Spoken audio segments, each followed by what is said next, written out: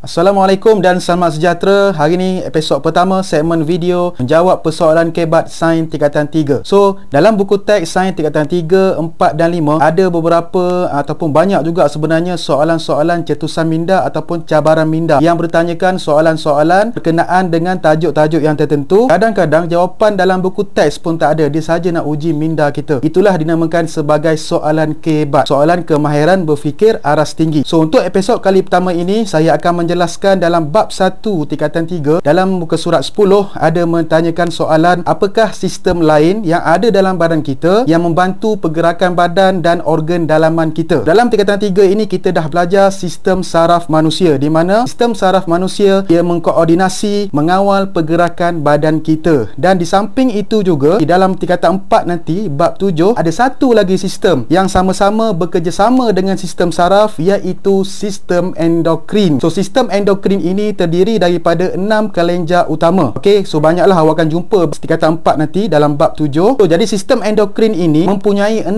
kelenjar utama. Jadi kelenjar utama ini akan merembeskan bahan kimia yang kita panggilnya sebagai hormon. Jadi hormon ini akan dirembeskan oleh kelenjar ini dan pergi ke organ-organ yang tertentu, kita namakan sebagai organ sasaran. Jadi macam mana proses tu berlaku? Kita dah belajar dalam sistem saraf tingkatan 3 ini. Contohnya saya ambil satu contoh, iaitu apabila situasi kita berjumpa dengan hantu. Apa sistem saraf akan buat kepada badan kita? Yang pertama sekali, kita nampak hantu. Hantu itu sebagai rangsangan. Bila kita nampak rangsangan, mesti akan berlaku gerak balas. Sama ada kita nak berlari daripada hantu itu ataupun kita pergi peluk hantu itu. Biasanya kita akan larilah. Jadi lari daripada hantu itu merupakan gerak balas. Macam mana badan kita boleh bergerak balas? Sebab dua sistem ini, sistem saraf dan sistem endokrin. So sistem saraf, apabila mata nampak hantu, dia akan pergi hantar satu isyarat yang kita panggil sebagai impas pergi ke otak. Otak akan tafsir maklumat dan terus pergi ke efektor ataupun otot-otot kita untuk kita berlari. Itu sistem saraf. So sistem endokrin ini pula, okey, contohnya kalau dalam keadaan kita nampak hantu, kelenjar adrenal akan merembeskan satu hormon yang kita panggil sebagai hormon adrenalina. So hormon adrenalina ini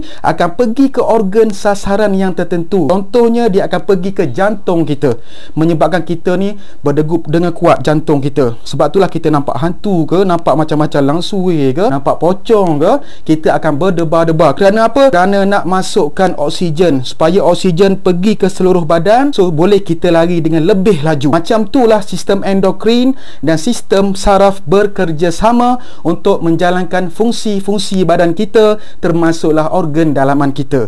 Jadi kita boleh simpulkan dekat sini ada dua sistem yang mengkontrol, yang mengawal badan kita dan organ dalaman badan kita, iaitu sistem saraf dan sistem endokrin. Awak dah belajar sistem saraf pada tingkatan 3 dan awak akan jumpa sistem endokrin pada tingkatan 4 akan datang. Setakat tu saja dah menjawab satu soalan kebat. Kita tunggu lagi episod yang seterusnya. Kita nak jawab lagi soalan-soalan kebat yang lain, cetusan minda yang lain, cabaran minda yang lain. Sehingga kita jumpa lagi, share ilmu ini, kumpul saham akhirat. Assalamualaikum dan selamat sejahtera.